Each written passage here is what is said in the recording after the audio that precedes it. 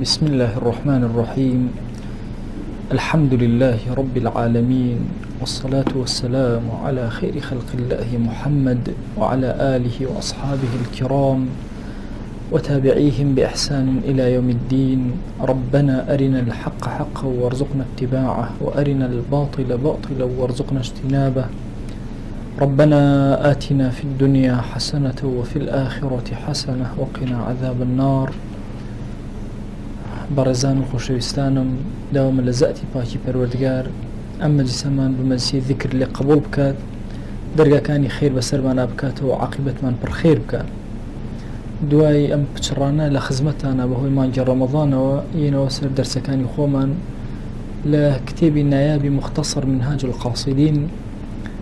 کە ئەو کتێبە پڕبایەخەیە کە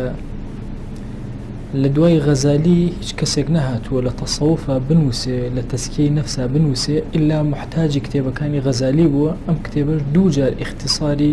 ئەحیا علوم الدینی غەزالیە کە ئیبن الجەوزی یەکەم جار اختصاری کردووە بە ناوی منهاج القاصدین و ابن ڕەجەبیش هاتووە بۆ جاری دووهەم مختصر منهاج القاصدین، ئەویشی کورد کردوێتەوە، واتە ئەسڵی ئەم کتێبە و خەریتی ئەم کتێبە ئەچێتەوە سەر ئەحیا و علوم الدین. پێشەوەی بچمە سەر دەرسەکە ئەمێ ئەوتان بیر خەمەوە کە ئیمامی غەزالی قسەیەکی زۆر عەظیمی هەیە، فەرمێ ئاەتەکانی قورئان هەمووی کۆکەرەوە 6000 ئەوەندە ئاەت بەشی ئەحکامی شەریعی لێ دەربێنە، ئەڵێ ئەکاتە لە 100 هەموو ئەحکامی شەرعیە. ئەینەوە سێکەی تری ئەفەرمێ هەمووی باسی تەثبیتی ئەخلاق، وی ئەخلاق لای مسلمانان دابمەزرێ بە هەموو نەوعەکانەوە، هەرچی ئەخلاقیاتی بەرزە بووی لایەن دابمەزرێ. ئەفەرمێ ئەگەر بێت و حەدیثەکانی پێغەمبەری خوا صلی الله علیه وسلم هەمووی کۆ بکرێتەوە، سبحان الله، ئەڵێ ئەویش ڕێک بەشی ئەحکامەکەی کاتە لە 107 وەکو قورئان. ئەفەرمێ ئێمەی مسلمانان هەر هەمومان مەشغوڵ ئەبین بەم لە 107ەوە، ئاگامان لەم لە 193 نەماوە. ئێستا تۆ ئەگەر دیقەت بدەن ئێمە چۆن داعوە بانگەوازەکەین مزگەوتەکانمان، خەڵکی خۆمان لە کوردستان، سبحان الله هەمومان مەشغوڵین سەیرەکەی چۆن نوێژ بکەم. ظاهری نوێژ هەمومانی مەشغوڵ کردووە، بابەتە فقهیەکان هەمومان کێشەمانە. من هەموو جارێ ئەڵێم لە نەوەتەکان ئەو پرسیارانەی کە لێم ئەکرا لە گەنجە و خۆم گەنج بووم بە دوای ئەڕۆشتم، ئێستش کە ئێمە 2018 هەمان پرسیارم لێ ئەکرێت، هەمان مەسائلی فقهی دووبارە ئەبێتەوە. ینی بڕوا بکەن لە نەوەتەکانە، سەرەتای نەوەتەکان مشکلەی ئەومان هەبوو دەستنوێژ لە ئافرەت ئەشیە یان ناشیە، ئێستا هەمان مشکلە هەیە. تەسەوڕەکەی لە نەوەتەکانە پرسیاری ئەوە هەبوو ئایا بە دوای کێوە نوێژکەی دروستە، بە دوای کێوە دروست نییە. ئێستش هەر ئەو پرسیارەکە ئەوان هەمووی فقهن، هەر مەربوط نین. ینی هەندێک مەسائلی فقهی هەیە بۆتە عەقیدە، بۆتە هەموو شتێک لای ئێمە کە وەها نییە. ئێمە ئێستا مەسەلەن یەکێک لەو مەسائلانەی کە فقهە وە تەوەسل، ئێستا هەمووان ئێمە بیستومانە تەوەسل لە مەسەلەی عەقیدەیە و نابێ. تەوەسل بریتیە لە چی؟ ئینسان لە دوعاکانیە مەسەلەن واستەیەک دابنێ لە بینی خۆی و خۆیە، خۆی لەبەر خاتی فڵان کەس ئەم ئیشەم بۆ بکەی، خۆی لەبەر خاتی پێغەمبەریان صلی الله علیه وسلم، خۆی لەبەر خاتی فڵانە شێخ، ئەم پێوتێت تەوەسل. طبعا ئەم مەسەلە ئێستا بەشێکە لە عەقیدەم، ئەم سۆگەر لە کوردستان. تەسەوڕەکەن محەممەدی کوڕی عەبدولوەهاب لە ڕەسائلەکانیە کە بۆ یەمەنی ئەنووسێ، لە یەکێک لە ڕسالەکانی بە درێژی نووسیوێتی کاڵێ ئەو مەسەلە پێوەزنێ بە عەقیدە و پێوەستە بە فقهەوە. بۆیە عولەما اختلافیان دروست بووە، چونکە مەسەلەکە فقهیە، هیچ مەربوط نییە بە عەقیدە. بەینەما ئێستا لای ئێمە ئەسڵێکە لە ئەسوڵی عەقیدە. هەموو ئێمە ئەو شەڕێک کە ئێستا یەخەی گرتوین لە 107ەکەشا چەندێکە، ئەگەتان لەو خاڵە بێ هەمووی نییە، لە 102 کێشەبانە، 5 کەس ناوێرە قسەی لێ بکە. کەس کێشەی هەیە لە مەسەلەی میراتە، کەس قسەی لێ ناکە، چون کەس معلوماتین لە تەلاق و نیکاح و ئەوان کەس قسە ناکە. لە 102 لە مەسائلی عیباداتە، چۆن نوێژ بکەم، چی بکەم، حتى لە مەسەلەی زەکاتە کەس قسە ناکە. ئەو زەکات لەسەرەوە بۆ شێوازە بیدەتەوە، نەکەس سێری دەلیلەکە، نەکەس باسی فەرمایشتێک ئەکا بەڵێ بزانم ئەم زانایە دەلیلیان چی بوو. بەس لە هەندێک مەسائلی بچووکی نوێژ و تاعات و عەبدایەتیە هەر هەموو تااقەتی ئومەت لە 102 سەرە بووە. ئێمە چی بکەین بۆ ئەوی تری؟ چۆن ئومەت ئەبێ هەوڵ بدەین بۆ یەکێک لەو شتانەی ئەو منهەجانەی کە دەستمان پێکردو ئەم کتێبەیە لە خزمەتانە ئەمە ئیشە لەسەر لە 1990 ڕاستە بابەتی فقهیەتە ئاراوە بەڵام ئایا ئێمە باسی فقهی نوێژمان کرد ئێمە باسی ئەسراری نوێژمان کرد لەم کتێبە نهێنیەکانی پشتی نوێژ جا زۆر کات هەندێک دۆست زۆر کتێبی عەقیدە مەسەن هەر ئەخوێنن هەموو جا پێیان ئەڵێم برایان وەڵڵاهی عەقیدە هەر بخوێنەوە هەرچی علمی عەقیدە کۆی کەرەوە ناگەیتە چکۆ عەقیدە چییە ناسینی خۆیە ناگەیتە پلەی شەیتان لە ناسینی خۆیە ناگەیت بۆ شەیتان زۆر باش خۆی ئەناسی بەڵام کردەوەی پێ نەئەکرد چی ئیسفادەیەکی هەرچی کتێبی عەقیدەیە لەبەرە بێ کردەوە ئەخلاقی بەرزی مسلمان لە کردەوە يعني پیامبری خوا صلی الله علیه وسلم يعني بونيك فرمي إنما بعثت لأتمم أحكام مثلا الأنبياء أو لأتمم مكارم الأخلاق باسي أحكام نية أحكام الشرعي باسي دامزاني أخلاق لهم القرآن عقيدتها كلب أخلاق وروشتك ليك شونا نية يعني سوتو باسي روجي قيامات بس روجي قيامات حلب الجرة لما دوك قرآن خوان دوا بزانە چۆن خی گەورە باسی ڕۆژی قیامەتێکە هەموو باسەکانی ڕۆژی قیامەت مربوطە بە ئەخلاقی ئینسان چونکە ڕۆژی قیامەت ئینسان بەرەو ئەخلاقی بەرز و جوڵە لە ئینسانە دروستەکە ئێمە مسلمان لە غێرە مسلمانان جیاوازەکەمان لە چییە کەسی غێرە مسلمان کاتێکەوە مراقبەی مرۆڤەکانی بەسەرەوە نامێنێ هەرچی خراپە ئیکە کەسە ئیماندارەکە کاتێکەوە هیچ مراقبەیەک بەسەریەوە نییە ئەو خوا ئاگەی لە خوایە ئەگەر هەڵەیەکی شکا بێ ئەدەبیە بکە لە حوزوری خوایە ئیلا پەشیمانە بێتەوە شەرمەزارە لە بەردەم ڕەب العالەمینە خۆ کەسیش ئاگەی لێ نەبووە من زۆر کات گەنج ئەبینم زۆر دڵم پێ ئەکرێتەوە گەنجێت واللهی ماوەساییان من گەنج بووم لە فڵانە شوێن خیانەتم لە کەسێک کردو تۆزە پارەم بردووە ئێستا نازانم چۆن بیگەڕمەوە بەخوا نە کەسەکە ئەزانێ نە هیچ هەم تەواو بووە ئەم ڕەمەزانە گەنجێک پرسیارەوەی لێکردم ئەڵێ ماسە ڕەفیقێکم هەبوو من ئەم شتم پێ بوو ئەم ماتۆڕی سێتایەکان جاڵێ پێکەوتی بابچی نازان بۆ کوێڵە کە ڕۆشتم لە شوێنەکەوتی وتی ئەلێوە ڕایگرە ئەمە دوکانی برایەکمە ئەڵێ چوو سێ مریشکی هێنا ئەڵێ دوای وتی کورە مریشکێکیان بۆ خۆت ئەڵێ مژ مریشەکەمەوە کردو ئەڵێ ئێستا کە تەوبەم کردووە کێشەم ئەم مریشکەیە من نە ساحێبەکەی ئەزان کە نازانم چۆن بیگەڕمەوە بۆی کێشەم هەیە ئەو کوڕەش پرسیارم کردووە چون بە دوواداچوونم کردووە نەخۆی نەبرای نە عەشرەتی مریشک فرۆژ نەبوو سوور ئەزانم دزیوێتی ئەو ڕۆژە وە خۆشم ئەو کاتە گومانێکم هەبووە بەڵام گرنگ نەبووە بەلاوە خۆ ئەمە کێ پێ ئەزان بەڵام ئەها مراقبە ئیلەهیەکە چۆن ئەوە ئیمانە بەخوا ئەوە ئیمان ئەوە عەقیدە دامەزراندنە کە ئینسان ئەوە مراقبەی نەفسی خۆی کە ئەوە دائما هەست بە ڕەب العالەمین کە معیەتی خوا مراقبەی خوا بەصیریەتی خوا أخي مهرالين توحيد أسماء والصفات إيه باشا توحيد أسماء والصفات للسميعية وبصيرتها شيء ما قال أوانية هم لحظة هزب رب العالمين بكي بوي براسي أم كتابة نوم لنا وعقيدة خم أم نوم لنا وشوك حركة لإما دروسك بو إيش كردن بو خزمت كردن بو دين داري بو خواناسي وبيوم أمجر عملاش زياتر موافقة لقل عقيديك كالقرآن ثابتة ولا سنة في غمريانا صلى الله عليه وسلم إما لباسي كتابي غضبة وردة قيشنا أوين كذم غضب وحقد وحسد أم سيدانا باسكين وردة إمام الغزالي هاتا سرشي سرباسي دنيا الدنيا وما اللي أكا تورب اللي يكتر الدنيا وما اللي أكا حقد من برانبر بيكتر الدنيا وما اللي أكا كحسادت من برانبر بيكتر برأي هجباسي الدنيا من كردوه فصل كتابتي دانا وأفرمي فصل في بيان حقيقة الدنيا والمذموم منها والمحمود أم فصل باسي حقيقة الدنيا من بؤكا بيان من بؤكا حقيقة الدنيا تشيء وبيمان عليه كامي مذمومة زمكرا وبيكلك الدنيا كامي محمودة أفرمي وقد سمع خلق كثير ذم الدنيا مطلقة هنديك زور خلق وهان بستوك الدنيا بكلي بمطلقي خرابة فاعتقدوا أن الإشارة إلى هذه الموجودات التي خلقت للمنافع فأعرضوا عما يصلحهم من المطاعم والمشارب اعتقادي كان لناخد رزو بيان وابوك همو أميك لدنيا هي هر همو كخواي جورا خلقي كرو ومنفعتي إنسان وتوانا بخوا أما همو مزمومة بشتيان تيكردوا حتى لمسائل مطاعم ومشارب لخوارنو خوارنو لا همو بشتيان كردوا بيان وابو أما همو مذمومة. أفرمي وقد وضع الله سبحانه في الطباع توقان النفس إلى ما يصلحها. أفرمي خواي جورا ناخي همو إنسانك لطبعي همو إنسانك شوقك دروس كردوا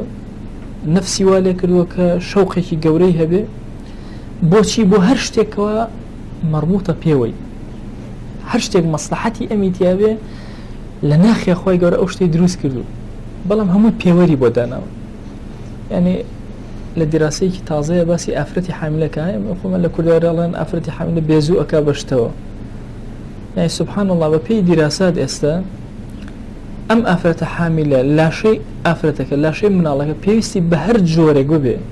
لجوري خواردن اشتياقي او جور خواردنك اجل تشبيه نبي اما دقيق ترسيكين طبيعتي انسان او طبعك خوي جور دروسي كردو هميشه وهاي دروس كردو او شتي كمصلحتي خويتي بتشي برو او لا او مصلحته خو ام توقعني لناخي دروس كردو ام شوقي دروس كردو كبو او لا يبروا أفرمي فكلما طاقت منعوها هاتون أم خلقي كبيان وابو الدنيا بكل ممنوعة هركات النفس يعني حزي لشتيبو يكسر قرتيانته ظنا منهم أن هذا هو الزهد المراد بيان وابو أما الزهد وجهلا بحقوق النفس أجان جاهل بون نزان بون بوي كحقوق النفس كامية وعلى هذا أكثر المتزهدين زوريني أو كسانيك طبعا زاهد هي متزهد هي أو دو كلمة الصوفي هي متصوف هي زاهد ومتزهد فرق شيء زاهد خوي كسك زاهدة متزهد بزور خوي زهدان دوا يعني زاهد مية بزور خوي كله بز زاهد متصوف يج آوايا صوفي أو كسك ناخيكي باقو متصوف بزور فرماشتك فرم إنما الحلم بالتحلم يعني أجر حليم بكسك حليمة أي متحلم بي يعني بزور خوي حليم كردوا ماشا كسكا الرحيمة نرمة مثلا باشا بلان بزور مترحم بزور وأكاكا رحم بأخوي أو والحال أمو شيا أفرمي أمانا أما زوريني متزهدين أوانيك يعني خويا بزاهد كردوا أوانا هوليان داوا نفسي خويا منعكا لهرشي خوش كانوا ملذات جيان وإنما فعلوا ذلك بو أمان كردوا خو أخر نابي أوابي كسي مسلمان راسته كسي مسلمان دنيا اللي مذمومة أزاني ميداني شهرة ميداني امتحان وتاقي كرنوية بلام نايت حقوقي نفسي خوي نزاني حقوقي نفسي خوي أزاني حقوقي ديروبر أزاني أفهمي وإنما فعلوا ذلك لقلة علمهم شو كذا نسيان كمبوا ونحن نصدع بالحق من غير محاباة فنقول أفرمي إيما دنگ برزكين ولا حق دا وحق بيان أكين محاباة بو هيش كسيقناكين محابات لفرماشتي كي بيغمريانا صلى الله عليه وسلم أفرمي هركز كسيب كاتا أميري خوي محاباتا باشا إثر لبر قرابته لبر خزمة لبر خوشويستية لبر هرشتك باشا كسيكي مستحق هي أم نا مستحقة أمان أكات أمان هلا بجيري بابلين جاء فرماشتك هرشي دقي هرشو فرماشتك ذهن مانية وشي محابات ما بس ملك لفرماشتكي بيغمريانا صلى الله عليه وسلم هاتوا محابات بريتي لوي ببي مراعاة كردن تنها سيري حقا كسكا هيج مراعاتي كسينك أو بيوتري غير محابات وغزالي أفرمي عليه تشاوبوشي لهيج كسيناكم وبابلن ما استوبوا هيج كسيناكم حقك اللي رألم اعلم أن الدنيا عبارة عن أعيان موجودة للإنسان دنيا بريتيا لشي كومالي شدان راوة خلق كراوة بو كي بو مروف همو دنيا لبيناي مروفا دروس كرا فيها حظ وهي الأرض وما عليها فإن الأرض مسكن الآدمي بشكي إنساني تيا إباشا الزوي تيا هرچي بسر زوي وهي الزوي مسكني آدمي كان جيغي سكونتي آدمي كان وما عليها ملبس ومطعم ومشرب ومنكح أو لسا زوي هي شيء جلو برق أبو مروف خواردنوية مناكحة وزواجة هموي وكل ذلك علف لراحلتي بدنه السائر إلى الله عز وجل. أمانة شين أمانة باشا، أنا مقصد سري أو تيجيشنا للزهد همو أوانا بو مروف دروس كراو، أي مروف بكار بينا بلان بزانا كبكار، يعني أمانة هم آليكو بابلان علفن بو شي بو أو بابلان باريك وإنسان هلي أقريك إيش بريتي لوي كبروا بروخوا زور كاد إنسان تشبيه نبيت. طبعا هون نكتيكم هاي لقل دوسك لناني جويا بيانيك كم صموني جويا أنا هاتون بردبهم دانشت من والله كاكا من صمونيك ما أخواردو أما دعي وتبكاكا صموني جو زور باش بخو كاكا كان أوها ترى والله زور باشا أو بويا يستر همو جاري جوي أديتي أولا أروع تبالا لما يبريتو إخوة بس يستر موكي جاء إنسان آية مثلا تمن خوم ولاغدار بوم كاتك بارم هنا بولاخ كم باركم دا أجر كيلو جون بو أكري أو كاتجراني بو أمدا باشا هدف لم أجلا أو من هرجوي بدمي يا هدف باركية بخواي باركينا بلا دنك جمنا أدي باشا إيه دي قد أدي إنسان باشا كاتك أخوي جورا أمهم وشتي في أطاك دو يعني مروفك أخوي جورا أمهم نعمتي لسر زي بيداوة يعني خذي نعمتك بإخوة وصمونك منو كابرانية باشا نا والله بلكو هدف أويك باركة بباك أي شيء باركة والله أويك توشيكي باشا القري السائر إلى الله. طبعا أقاتني وشيء السائر يستبو همون روشنك أو ترى السائر بس أصلي سائر شيء للسير وهاتو سير للسير وهاتو بمعنى الشورويدي سبحان الذي أسرى بعبده ماشي معنى الشوروية بويا وشي السائر بو أمس لك دان راوا يعني أو كسانيك السائر بو لا يخوا زور كالشويان استغلالك لشوا أرون برو لا يخوا جان لشوا زور خوان مان دوغن كس شاوي لين وكز آقاي لين أفرمي فإنه لا يبقى إلا بهذه المصالح. إيه والله أم راحليا أم جستيا كخوي قولا دروسي كدو خلقي كدو باش أم هم نعمتي لبنا أم جستا دروس كدو أم جستا برو خواه بروا إيه أم جستا أقر باشي كود إترتاو هيزو تواناكي نما إنسان واتصورنا كهلا جنجي أمانته أمبرو لقم نالا كان بوشينك أسوين بيأك ما بيني همو جاني ألرز توزع بسيارك وستاوتو أم بياوا لإما آزاتر لإما جوانتر لإما بهيستر تندو طولتر استسير كنت شون شكو أما طاوتر أم لا شيء أروى كوتاي بيه لسر زوية مولاي أفرمي لحكمتي أوتينا أجيشتم كمرو بو بيري بسر نوي أكا على تي أجيشتم كقبر درقايكي نزمي هي أبي السر نوي كابتشمتو إنجا بيها برو شكو ورده برو قبر وبرو قور أرو طبيعتي إنسانة ورده أم لا شيء أرزي يباش أم لا شيء أبي خزمت كري لبيناوي چيها بلام خزمتك أي لبيناوي خودي اشتكانا نخير لبيناوي أويك لطاعته خواناسيا بيرتيني بيجوليني اي والله نامنته وأقر مصالح كاني نفس أقاد لي نبي كما لا تبقى الناقة في طريق الحج إلا بما يصلحها. الله هرشون أقر كسي مشتريكي بيبي للري حجة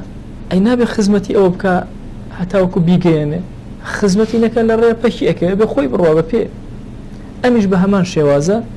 أفرمي إلا أبي أم لا شيء وكو يعني بالضبط تشبيه نبي شون إنسان ساريكي هي أم لا شيء هو يبقى ساريتي يبقى باش السيارة بس بو أويك من خزمتي سيارة كم سيارة خزمتي منك هذا عكسه أمره هميشة أبي سيري لا شيء هو وكو سياريك باشا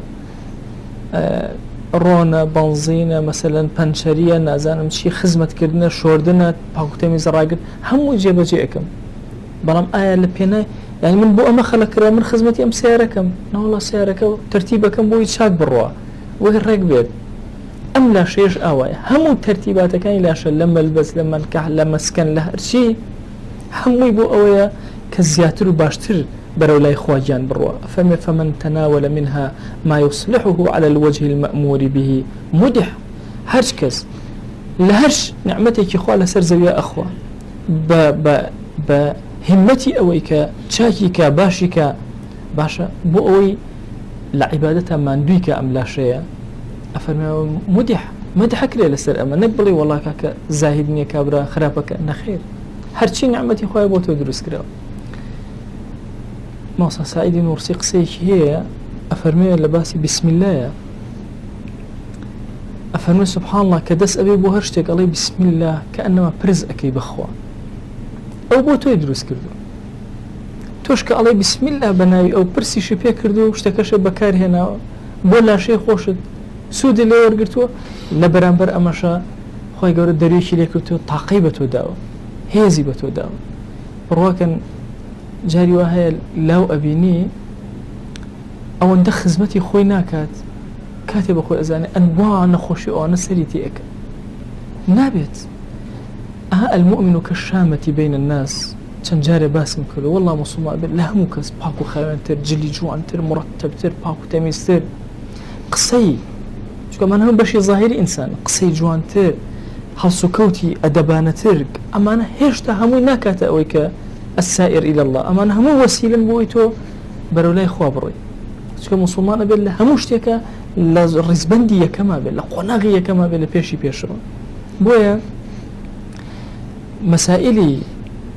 زهد واتێ بگەین کە تەقلیل لە دنیا ئەوەیە کە ئیتر من واز لە دنیا بێنم بچم لە سوچێکا دانیشم نا بۆ شێوازن نییە تەقلیلی دنیا ئەوەیە هەموو نعمەتەکانی خوا بەکارهێنم ئەوەندەی پێویستمە بۆ ئەوەی باش عەبدایەتی پێ بکەم لەکوێ عەبدایەتی نەکرد عقوبەی نەفسم ئەدەم ئەگەر نا حتا بکرێ نەفس ئەجوڵێنم ئەمە فکری غەزالیە لە مەسەلەی زوهدە بۆیە ئەفەرمێ مراعاتی هیچ کەسێک ناکەم لە زەمەنی ئەوە متەزەهید زۆر بوو زۆر کەسە بوون جلەکانیان پینەیان پێوە بوو بەڵام دڵیان تەماعێکی زۆر گەورەی تیا بوو غەزالی ئەوە جلەکانت با جوان بێ بەڵام تەماع لە دڵتان نەبێ زۆر طەبیعیە جوانترین جل لەبەر کە بەس تەماعی دڵ ڕاگرە بۆیە زۆر کەسە بوون هەتا ئێستاش ئەو هەیە یعنی جارێک چوومە لای دۆستێک پیاوێکی زۆر چاکە ئەهلی تەسەوف و ئەوانەیە طبعاً بەرماڵێک ڕاخرابوو هەندێک دەف هەڵواسرابوو هەندێک پێستەی کۆنی مەڕکە دائەنرێت ئەو شتانە هەمووی دانرابوو یعنی دیمەنێکی زۆر جوانی شێخە کۆنەکان ڕازێنرابووە وەڵام منیش چوون بە زۆر وتیان وەڵا بێ بچیتە سەر سەجادە خورە سەجادەیەکی بۆ قادری ڕاوەتیان نەخێر هەر وەڵایتە من چوون دانیشتم هەندێک قسەم کرد وتیان ماسە بەشکم شتێکمان بۆ باسکە وتم وەڵا یەک شتن هەمێ عەرزکەم بەو خوایە ئەگەر بەجل و بەرگ و پۆشاک و دیکۆر بێ شێتێ بێنە جوە مەزەی لەبەر کە ئەبێ یەکسەر بێ بە مەلاو عالم ئەبێت نابێت باشە بۆ نابێت چونکە ئەدەواتی علمی پێ نییە تم وەڵی تەسەوفیش من وایەتە پێشچاومە هەرچی سەد سەجادە من بێمە سەر سەجادە عەبابم بەشان ما و مێزەرم هەبێت و جلی کۆن لەبەرکەم باجلی ئیمام ئەبوو حەنیفە لەورە خۆ نەبە ئیمام ئەبوو حەنیفە لەبەرەوە تکاتان لێ ئەەکەم ئەم لایەنە لێگەڕێن ئێرە سەجادەی دڵ ڕاخەن بەخوا برا ئەگە سەجادەی دڵ ڕانەخێن ئەمەی دەرەوە هیچ نییە وی ئێمە بەڕاستی زۆر کات ئەها متەزەهید لەگەڵ زاهیدە ئەو فەرقی هەیە متەزەهید لایەنە دەرەکیەکە ئەگرێ خۆی لە دنیا ئەگرێتەوە نان ناخوا ئەوە ناکە ئەوە ناکە هەرچی نعمەتی خۆی لە خۆی مەنعەکە ئەمە ناکاتە زوهد زهد ئەمەی دڵە جارێک تر عەرزم کردن کە ئەفەرمە جارێ شێخ عومەر ڕەزا و ڕەحمەتی خۆی لێبێ یا شێخ عەلاءەدین ئەفەرمێ داری ئەناشت ئەڵێ خەریکی دارناشتن بوو ئەڵێ پیاوێکی سۆفی هات بۆ لای وتی قوربانەوە تۆش ئەی تۆش خەریکی دارناشتن و دنیای بێ قەزاوی ئەڵێش ئاوا چای بەرز کردەوە فەرمووی لەگەڵا ئەینێژم نەک لە دڵا من لەگەڵا ئەینێژم نەک لە دڵا ئەوە دارە ئەینێژم لەگەڵا خۆ لە دڵا ناچێنم یەکسەر بەم کەلیمەتە کورتە جوانە تێگەیان تەسەوف ئەمە نییە کە تۆ واز لە دنیا بێنی تەسەوف ئەوەیە دنیا لە چنگ تا بێ لە دڵتا نەبێ ئەگەر نا مەسەلەن کابرا بێ جلێکی شەڕور لەبەرکە بۆی بڵێن زاهیدە ئەوانە بەڵام دڵی تەماعی ئەم سەرزەویە پڕینەکە چۆنە بێشتیە ئەبێ لێرە زوهد دەست پێ بکە لێرە تەقلیلی دنیا لە دڵا دروست بێ نەکبین لە بەشە زاهیدەکە ئیتر خۆمان ئەوە بکەین ناوەڵا باشترین سیارەوە بە کەسی مسلمان بێ باشترین جل لە کەسی مسلمان ئەوە شێتەوە جوانە نعمەتی خۆیان بەسەرشانیەوە باشە لە پەنای ئەمە بەڵام لە دڵیە ئەم دڵێکی زۆر پاک و خاوێنە باشە ئەم سیارە جوانە کە هێتی لەناو دڵیان نییە لە دەرەوەیە چییان بۆی ئەها جاری وای ئینسان هەر شتێک لە دڵیا بێت زۆر بە عەزیم و ئەوە یان جاریوە کوڕەکەی لە دڵیەتی کوڕەکەی لە دەست ئەیە هەموو دنیای لێتەوەیە چونکە ئەمە لە دڵیا بوو وای تەسەوەر نەکرد ئەمە ئالاتی سەرزەوین خانوویەکی هەیە مەسا خانووەکەی ڕووخات دنیای لێتەوەیە سیارە جوانەکەی دەعامێکی کردووە بڕواکەن جاری ئەوە بۆ من نەفەرم بینیوە بە دیار سیارەکەی و گریاوە کە دەعامی کرد سیارەکەی ئەوەیە کە تۆ ئەوە وەسیلەیەکە بۆ ئەوە نەبێت لە دڵا بێ یان زەرر ئەکا بڕواکەن جاریوە دۆستیوە ئەبینم زەرری کردووە یە جۆرە لە حاڵەتێکی نەفسی بۆ دروست بووە ئێ باشە چی ئەم زەرە چی بوو کردە ینی دۆستێک هاتە بوو من ئەمزانی کە زۆر فەقیر بوون دوای دەوڵەمەند بوون دوای زەرری کرده بوو زۆر زەرری کرده بوو ئیتر جۆرێک لە ئیفلاس زۆر غەمبار بوو لە خێزانی منیش وتم ئای بۆ ئەو ڕۆژەی ئەم ژنە و مارە بڕی چەندێکە هەبوو وتی بۆ خوا قەرزار بووم هیچم نەبوو وتم تو ئەوخوا ئێستا باشتیە ئەو کەوتی وەڵای ئێستا وتم ئەی ئەو کاتانەی کە ڕاکەڕاکی ئەم دکتۆرە و دکتۆرە ئەکرد و خۆی بە مناڵی پێعەتان نەئەکردو ئەو کاتە باش بوویە ئێستا والله ئێستا مناڵم هەیە الحەمدوللا ئەو کاتە هەر فکرم لای مناڵ بوو ئیتر زۆر نیعمەت کە ئەمزانی بۆ باسە کرد ئەوە وتم جا ئێستا تۆ باشتریە ئەو کاتە والله ئێستا کەوا بوو ئێستا تۆ زۆر لە نیعمەتی خوایە زۆر نیعمەتە بەسەرەوەیە بۆیە بەڕاستی ئەم مەسەلەی دڵە ئەم فکرەی غەزالی برایانی خۆم لە هەموو شوێنەکە تەسبیت کرد لە خۆتانە لە دەوروبەرتانە گەیشتن هەر شوێنێک ئەم فکری غەزالی بڵاوکەنەوە کە ئەوەیە کەسی موسڵمان زاهیدە زۆر عەظیم زۆهدەکە لە دڵیە بەڵام لە دەرەوە زاهیرە ئەوە ناکات خۆی بچوو کاتەوە دوورە پەرێزکە خۆی لە سوچێکەدا لە خەڵک محاولەی زیاتر ئەکە لە بازارە نەبێت کەسی موسڵمان تەماڵ بێ بڵێ وەڵا زۆر دەکەم بەسمە ئەم شۆ دۆستێکم هاتبوو پرۆژەی مەطعەمێکی ئێوەرانم لە هەڵەبجە بەخوا مەسە من هەر تایەک کورە بەش مەکە کاکە مشکلە ئەوە نییە بەشتەکە کاکە تایەک بەشی خۆتەکە ئەلحەمدوللا لێک بە دووەدە ئیشکە بۆ خۆ وەری ئیشکە یعنی نابێ خۆ ئینسانی گەنجی موسڵمان ئیتر وەڵا کاکە یام ئەم تۆسقە بەخوا ئیتر تەواو نەوەڵا کولی جودی خۆی سەرفەکە لە بازاڕە لەوە بۆی دەستێکی عالی هەبێت دەستێکی بەرزی هەبێت باش بەڵام چییە شتەکان ناخاتە ناو دڵی ئیتر فکر و خەیاڵات و نوێژ و تاعەت و هەرچی شتە بیفۆتیان لە پێناوی دنیا وا ناکە ئەمە سڕی زوهدە ئەمە سڕی تێگەیشتن لە دنیا چۆن تەوازن ئینسان ڕاگرێت لە دنیا و ئاخرەتە ئەبۆ شێوازەیەک أفرمي ومن أخذ منها فوق الحاجة بكف الشره وقع في الذنب أم قصة عظيمة غزالي أفرمي بلام أجر كسب زياتر لبيوستي خوي هالقرد بلام بچي بكف الشره بهمو قوتي خوي هولي أدا باش جوي نبا حلال نبا حرام دا بس زيادة كوكمو أم كاتشي وقع في الذنب أوي بيشويان جوان ترين جلي شو أوشي لبركرتك للضليان نبو لما تحابو أمان جهدك بو چيه بو دنياك أفرمي أو مذمومة فإنه ليس للشره من تناول الدنيا وجه جاء سبحان الله أو كسيك أو هالبي ودروس بشرة أو هالبي وايلي أكا خو أجر حرهم الدنيا يعني مجالك نهالته أجر همو الدنيا شيء أو مجالك تنهالته لأنه يخرج عن النفع إلى الأذى للنفع درجة بو شي بو أوا بو زم كردن بو عزيدان بو آزاردان دوستك ما زوزو الدولة من ده سفرك ما كربيك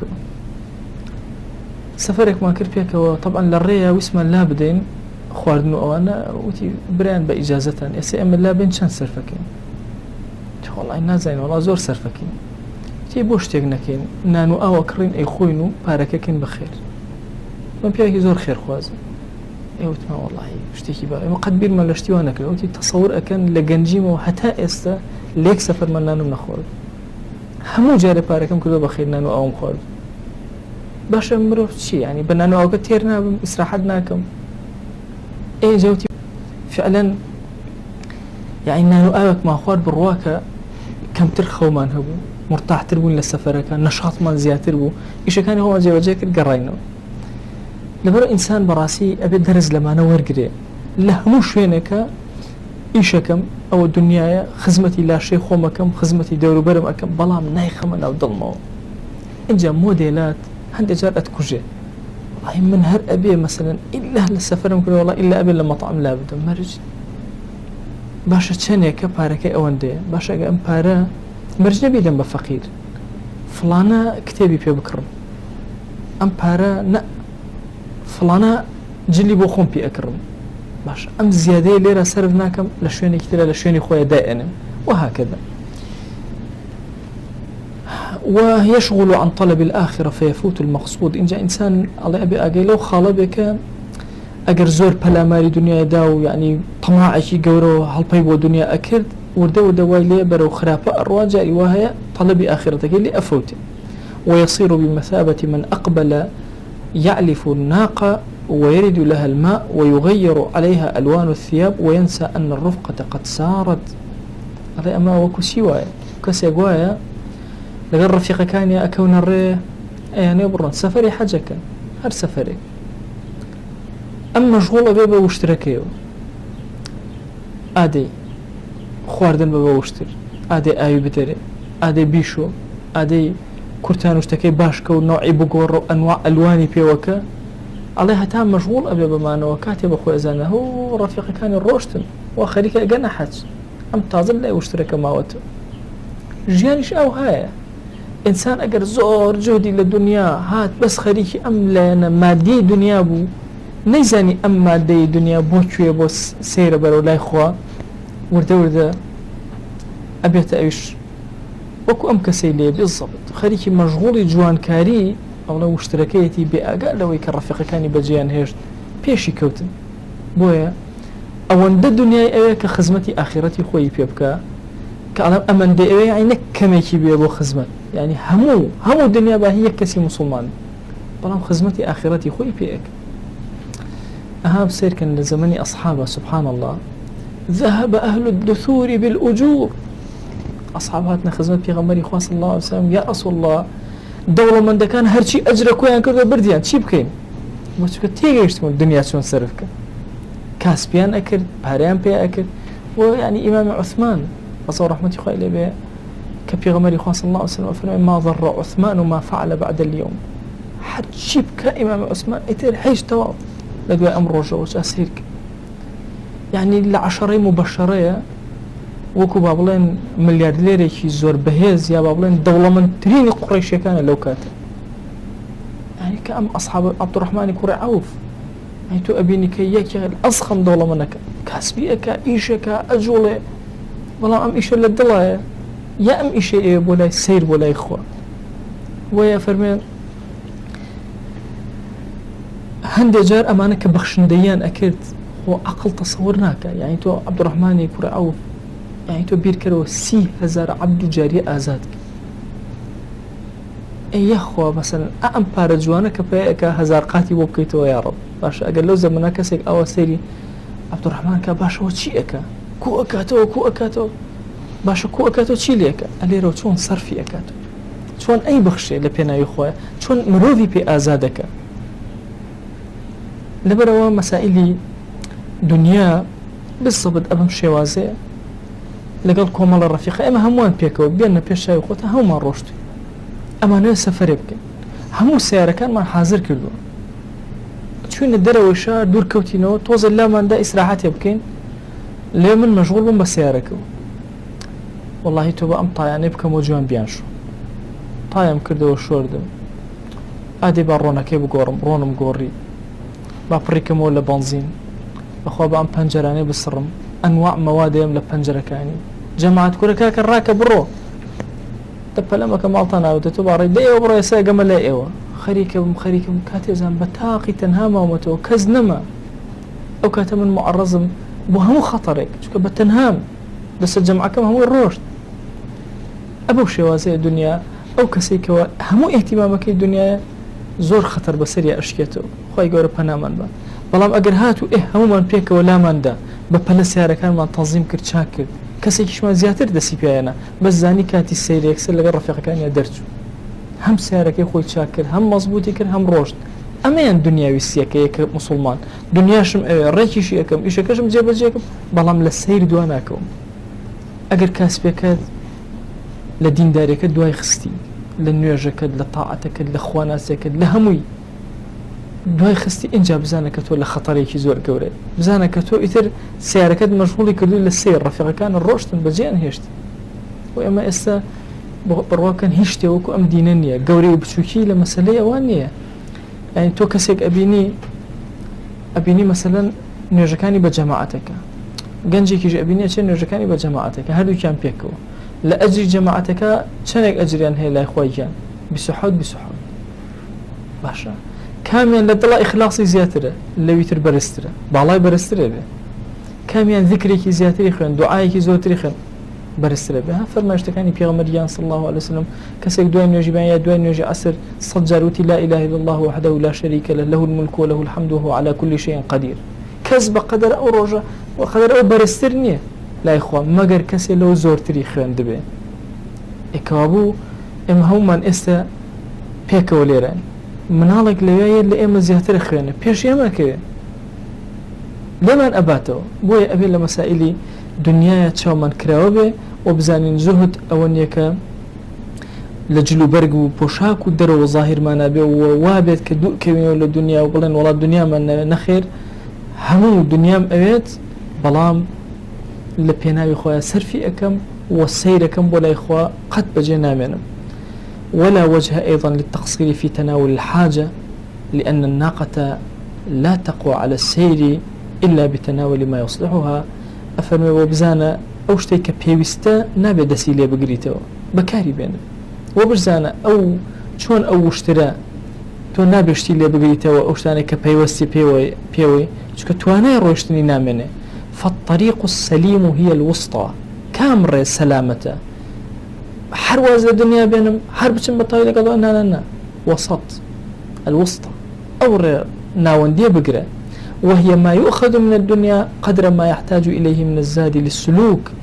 للدنيا شنيكي بيوستا بو بخوا قيشتن هموي ورقري وإن كان مشتهن باش تكش جي اشتهابي وحزي ليبت وقيتشيك كسي مسلمان وحزي لجوان كارية حزي لباريز ولا باب الروح فإن إعطاء النفس ما تشتهيه عون لها وقضاء لحقها نفسك حزي بشتانك بيدري باشا أو هاوكاريت كردوا إيش كان بو جيبجي كردوا مشكو ذهن الصاف كردوا بو إجبو رب العالمين سفيان الثوري يأكل في أوقات من طيب الطعام سفيان الثوري يكل زهادي جورا باشتني خواردني أخوارد ويحمل معه في السفر الفالوذج فالوذج خواردني كتابتي ملكة كان بو كحلوى وهنجوين أو هندشتي زور تايبد بو بكاري هنراوا أفرمي لسفري شاء إلى الخويا أبرد خلق لحظرة بأساني دسينا أكل أي بل لقل هميشه فيه طبعا هو مسألة فالوذج مشهورة يعني إمام أبو حنيفة رضا ورحمة إخوة اللي به مشهورة بل الشيخ جيلاني شهر إيجارنا والله كردي دايكي كردي بفقيه وطلبة يعني أبو يوسف كدايكي هنا ولا أبو حنيفة وتي أما كرم بوبك بفقيه وأنا على زور مالكي فقير بون وأنا على دواي هات روجك دايكي هات سيري كر كركي أبو يوسف شتيكي زور بسيط أخوة أبو حنيفة اشتكي باشا إخوة على وتي كركي من أواليكي إيش تخش أوا فرمي اللي أقرأ لك كركي بأوا أنا بخوا أقرأ علمي ورقد فالوذج أخوة الله فالوذج خلق حدثينا أكود يعني لا يشم ملك وقوريش زور قورة الله دارت الأيام الرجل أبو يوسف تخصد أبو حنيفة أبو يوسف حتى لهندينا الله أبو حنيفة كأبي يوسف أبو حنيفة وكو أبو يوسف يعني أو أنا بقوة ولا ما وصاك جورك لمبالغة ويتي عندك شبيران الله أو تشبيه معكوسة يعني أبو يوسف أو أندأستي برزو وكو أبو حنيفة اللي هاتبو بهر حال الله سبحان الله داني لله خليفة خواني فالوذجان هنا الله كدسي فكر زرد خنا إيش كرت الله خليفة بوشي بيكني والله بما بيكنم بكرامتي أبو حنيفة كلو كاتا تلي قراقر علمي وقر فالوذج أخوة قد تصور من أكل بيخو وأسأل بنا خليفة دانشتو خليفة إخواني فالوذج كإخوان قال لا يما لكودي داما وهرغلا فاصلها برنج أو كاتي قراري كو هر أرينا أبر فاصل أبر إستخوان ده تدبو أجا طبعا هذا خواني كي زور تايبتي ملكة كان سفياني ثوري أو بيو زاهدة جورة لقل خويا لسفري شايب البكاريين. إبراهيم كري أدهم يأكل من الطيبات يشكل لك كبار زهاد وعارفين جورة أي خوار في بعض الأوقات لهندي لكاتكانيا خوارني زور باشي بكارينا ويقول طبعا أنا باش بأم درسمان للرمضان أنا وجماعة إيه أفرمي هند جار خوارني زور باشي أخوار فرمو إذا وجدنا أكلنا أكل الرجال خوارني من دسك وكو بيعطنا نخوين باشا إيه وإذا فقدنا صبرنا صبر الرجال أقل نشمان وكو بيوان باشا خمان أقلين صبر أقلين تنازل لكن ولينظر في سيرة رسول الله صلى الله عليه وسلم وصحابته بسير سيري بيغمبريان بكري صلى الله تعالى عليه وسلم وسير سيري أصحاب الكرام بكري رضا رحمة إخوة بسريان نباري فإنهم ما كان لهم إفراط في تناول الدنيا هي زيادة الرويش النبولة مسائل بكاري هنا الدنيا ولا تفريط في حقوق النفس وكم ترخمش النبو لمسائل ما فكاني نفسي خوان وينبغي أن يتلمح حظ النفس في المشتهى فإن كان في حظها حفظها وما يقيمها ويصلحها ويبسطها للخير فلا يمنعها منه. الله أبي خوي لمح لا تشوخسنا كلمح البصر لا تشوخسنا الله أبي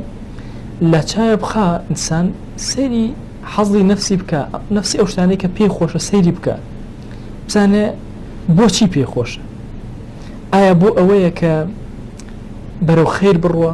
ئەم نەفسە بپارێزێ بۆی خزمەتی پێ بکە بۆی نوێژەکانی باشترکە بۆی تاعەتەکانی باشتر بێ بۆی بەقووەت بێ مەسەڵەن بتوانێت ڕۆژەکانی جێبەجێکە فلا يمنعها منه سيركە ئەگەر بۆ ئەوەی ویست منعی مەکە چی ئەوێ بیدەرێ نفسی وإن كان حظها مجرد الشهوة ليست متعلقة بمصالحها المذكورة فذلك حظ مذموم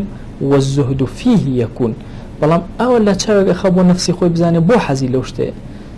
ئایا تەنها لەبەرەوەی شەهواتێک هەیەتیە هیچ پێوەزنە بە مەصالحی خۆیەوە باش ئەوە ئەبێ ئاگای لێبێ ئەو شتێک کە نفسی داوایەکە شتێکی باش نییە چونکە هەر تەنها مەسائلی شەهوات نییە هیچی تر نییە والزهد فيه يكون زهد لەناو ئەم بەشایە واتە تۆ سەیری نفسی خۆتەکەی حەزی لە هەر شتێک هەیە مادام مەبەستەکە لە پشتیەوە بریتێ لە خواناسی بیدەرێ كزاني تنها خوي مشغول أكابا مشتهياته وهيش تكتر تنها قضايا شهواتك ليه بقردوا أو جيك ومكاني زهدك إنسان جيب جيك دوما لذاتي باشي پروردگار خويا بخاتينا وجوانا كاني خوت بخاطري اسمي عظمتي يا أكرم الأكرمين خويا جان أم درسانا من لقبولك يا رب العالمين خويا إما مانجيشي طواوا لخزمت مزگەوتی تۆ و بەرنامەی تۆ و خواناسی و ذکر و تاعەت و شۆنێژ و دینداری و ڕۆژوو بووین خوایە بۆ خاتی گەورەی خۆت ئەو تاعەتانەمان هەموو لێ قبول کە هیدایەتی دڵمان بدە یا ئەکرەم الئەکرەمین لە هەموو ئەومانە خەریکی خواناسی و دینداری بین بۆ تۆ یا ئەکرەم الئەکرەمین خوایە گیان تۆ خۆت ئەزانی پەروەردگارە ئێمە یەک کۆمەڵ